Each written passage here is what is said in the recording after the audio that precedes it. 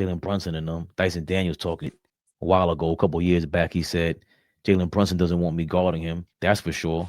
And ever since then, the last three Hawks games, he's a 34 piece. He's a 36 piece. He's a 34 piece. Dyson Daniels, All NBA, big fail. Stop talking about our man. Just shut up. When will they learn?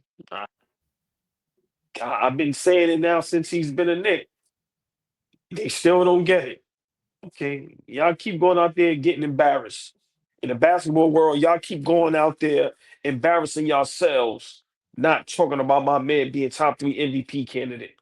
Yeah, Dyson Daniels belt the ass, nigga. Fuck out of here. BTA. Kidding me? And of course, we had an amazing game by the young guys. Everybody's resurfacing all the Thibs quotes. Our fellow Thibs defender is not here with us right now. So he can't take the smoke. But a guy that filled in for him, the guy that was said, mostly everybody in the Knicks fan base said there was no plan. But one man said there was a plan, and this was the man for it. AllBall, you did say Mike Brown was the plan. Here he is talking about the youngsters from yesterday. That's what having a team is about. I feel confident in all of our guys, and Deuce has been out for a while. Landry's been out for a while, so we got to go to the next man. Josh is out now, with the ankle, so we got to go to the next man. And we just want guys to give us what they're capable of.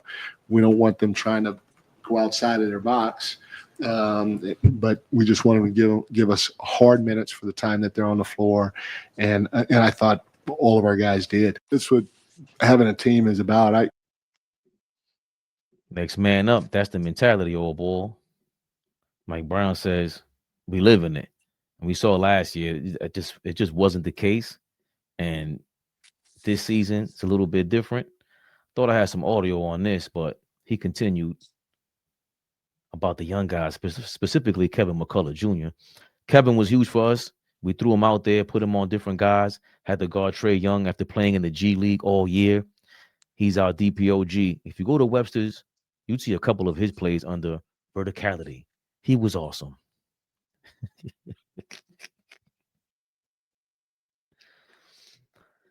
Mike Brown with the silly dad jokes. They hitting when you winning though, AllBall.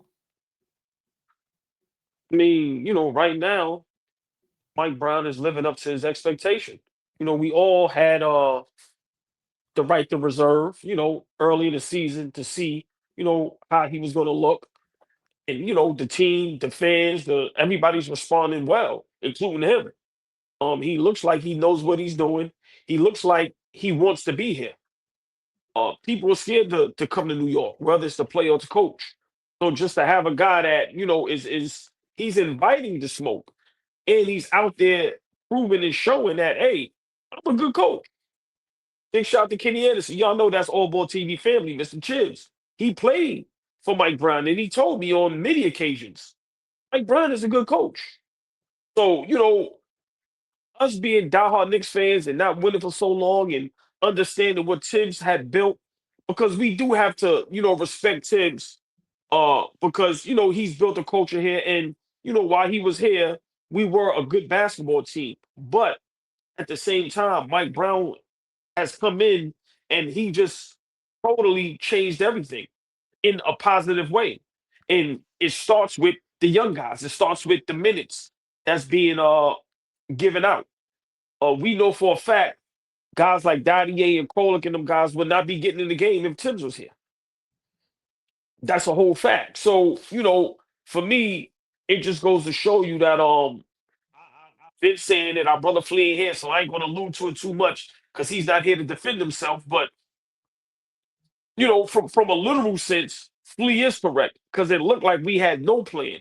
But what I always said, plan B was to get the best coach available. We went hard pause for J Kidd. It didn't work out.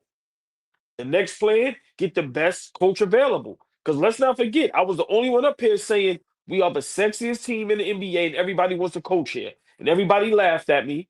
And what happened? when we started reaching out or you heard rumors, many coaches got extensions.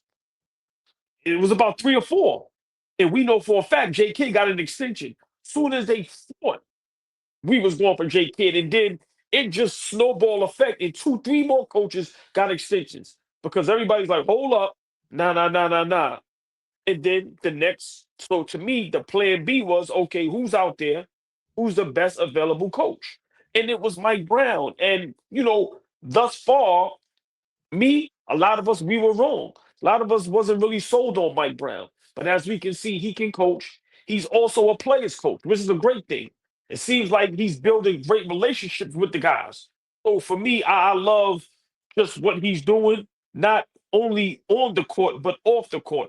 I like the thing him and Colin got going with the back and forth in a great way.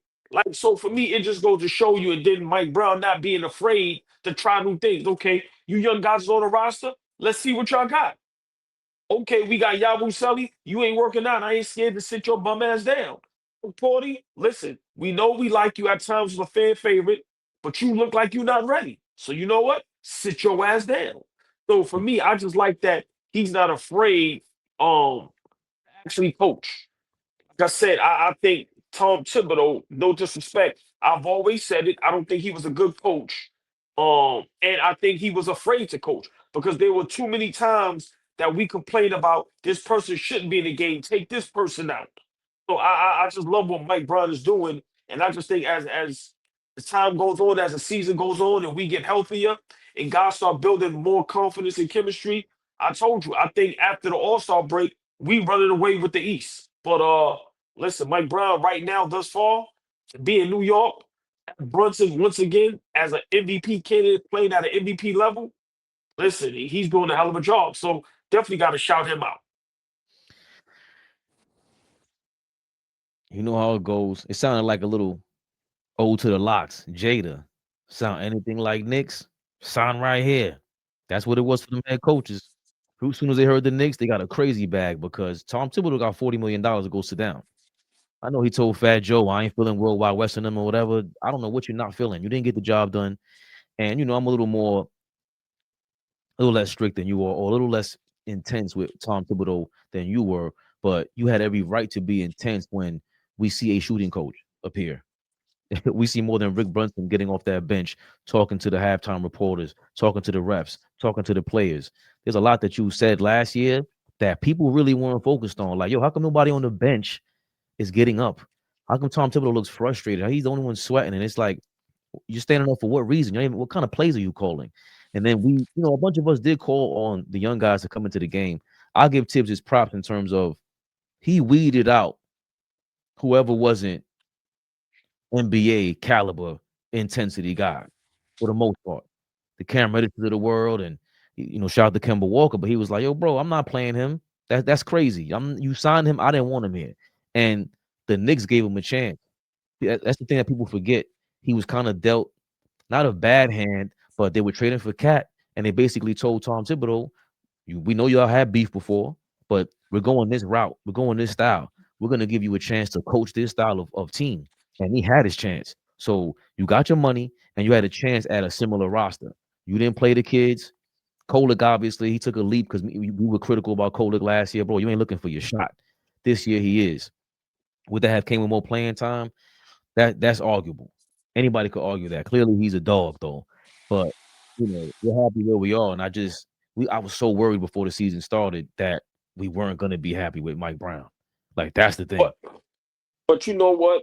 With Tom Thibodeau and the Kolek situation, you can give confidence and you can also take confidence. Mm. It seems like Mike Brown is giving these guys a little bit of rope, to allow them to make mistakes and fix it.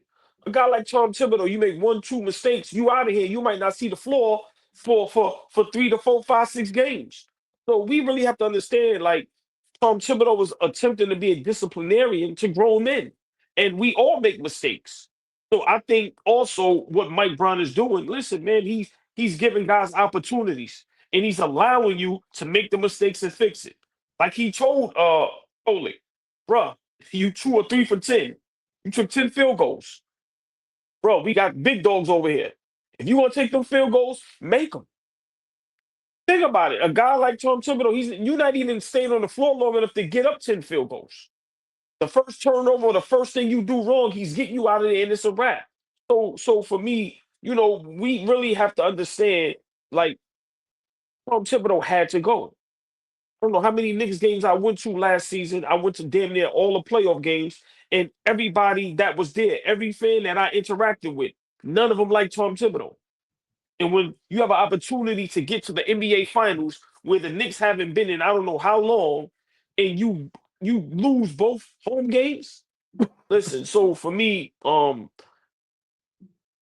see what happened with AllBall? Tom Thibodeau came up in there and said, "Yo, fuck the Knicks and fuck your Wi-Fi. Go get some new Wi-Fi. I got some money. You need to hold something AllBall?" That's what Tom Thibodeau telling. That's what he's texting AllBall right now.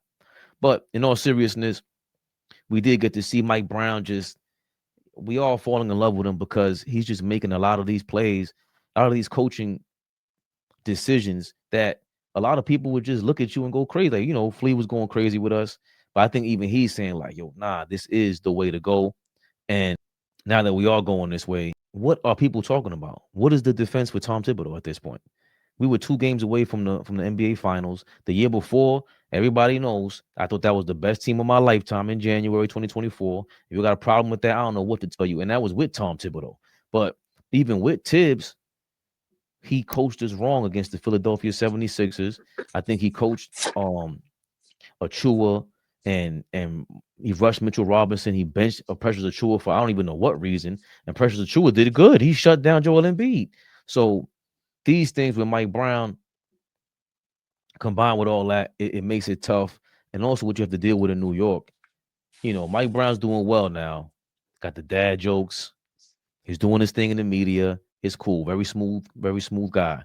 But the other thing that we don't talk about, that AllBall loves to talk about, that boy Chinche. You heard it. Giannis Antetokounmpo. He said, "I got a Bucks jersey on. I ain't going nowhere. What y'all talking about?"